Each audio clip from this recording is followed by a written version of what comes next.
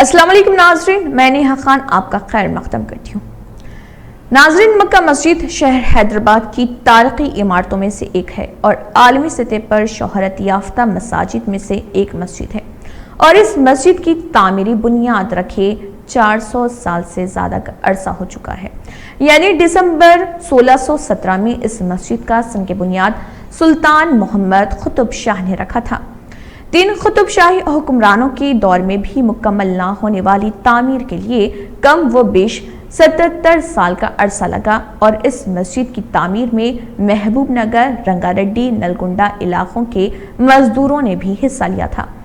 اور اس مسجد کی تعمیر کے لیے شاد نگر علاقے کے ایک ہی پہاڑ سے پتھر حاصل کیے گئے اور اس مسجد کا نام بیت العتیق رکھنا چاہتے تھے، مگر اس کی تعمیر میں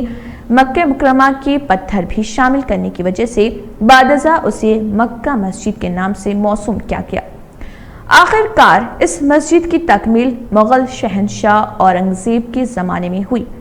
1591 میں محمد قلی قطب شاہ نے چار مینار کی تعمیر کر کے شہر حیدرآباد کی بنیاد رکھی، اور چار مینار کے قریب 1597 میں جامع مسجد تعمیر کی گئی، جو شہر حیدرآباد کی سب سے پہلی مسجد ہونے کا اعزاز رکھتی ہے،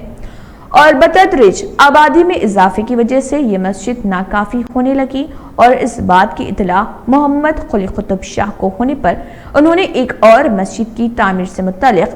دسمبر 1610 میں حکم جاری کیا، مگر مسجد کی تعمیر سے متعلق رپورٹ پیش کرنے سے پہلے ہی وہ 1612 میں انتقال کر گئے۔ بعد ازاں محمد قلی قطب شاہ کے داماد سلطان محمد قطب شاہ نے سلطنت کی باغ ڈور سنبھالی، اور انہوں نے آبادی کو مد نظر رکھتے ہوئے ایک بہت بڑی مسجد تعمیر کرنے کے لیے میر فضل اللہ بیگ، رنگیا چودھری اور خود پر مشتمل سہ-رکنی کمیٹی تشکیل تھی، اور سلطان محمد قطب شاہ نے دسمبر 1617 کو مسجد کا سنگ بنیاد رکھا۔ ملک کی تمام تاریخی عمارتوں کی تعمیر میں کم و بیش مٹی کا استعمال کیا گیا، مگر مکہ مسجد کی تعمیر میں مٹی کا بالکل استعمال نہیں کیا گیا، اور شہر کے مضافات میں موجود تمام پہاڑوں کا جائزہ لینے کے بعد شاد نگر علاقے میں موجود پہاڑ کے پتھر حاصل کرنے کا فیصلہ کیا گیا،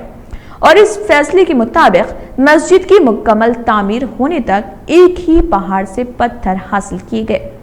کیونکہ اس پہاڑ کے پتھر کا رنگ سرخ مائل تھا۔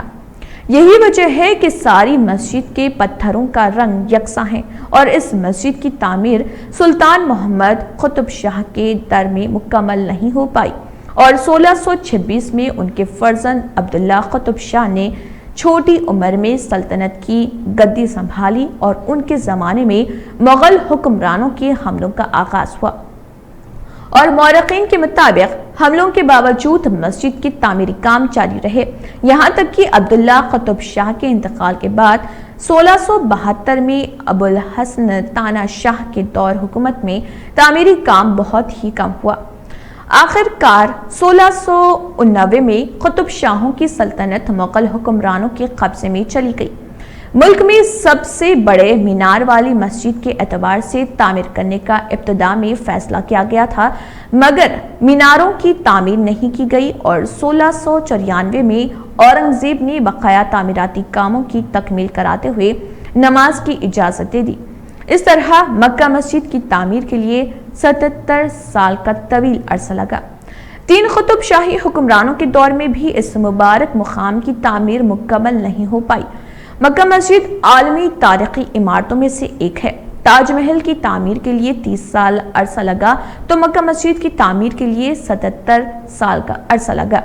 مسجد کی اونچائی 170 قدم تو نماز کے لیے 66 میٹر طویل اور 54 میٹر چوڑائی کی وسعت فراہم کی گئی، اور تقریباً 3000 افراد ایک ساتھ باجماعت نماز ادا کر سکتے ہیں، اور مسجد کے صحن میں تقریباً 10,000 افراد ایک ساتھ نماز ادا کر سکتے ہیں۔ اس مسجد کے ایک حصے میں آصف جاہی حکومت کے پہلے حکمراں میر قمر الدین خان کی تدفین عمل میں لائی گئی، اور اس رواج کو برقرار رکھتے ہوئے آصف جاہی سلطنت کے 6ویں حکمراں میر محبوب علی خان کی بھی تدفین یہیں عمل میں لائی گئی۔ मस्जिद की तामीर के लिए पहाड़ों को काटकर बड़े बड़े पत्थर हाथियों की मदद से और छोटे पत्थर बैलगाड़ियों की मदद से मुंतकिल किए गए और मुल्की व गैर मुल्की फनकारों को लाया गया।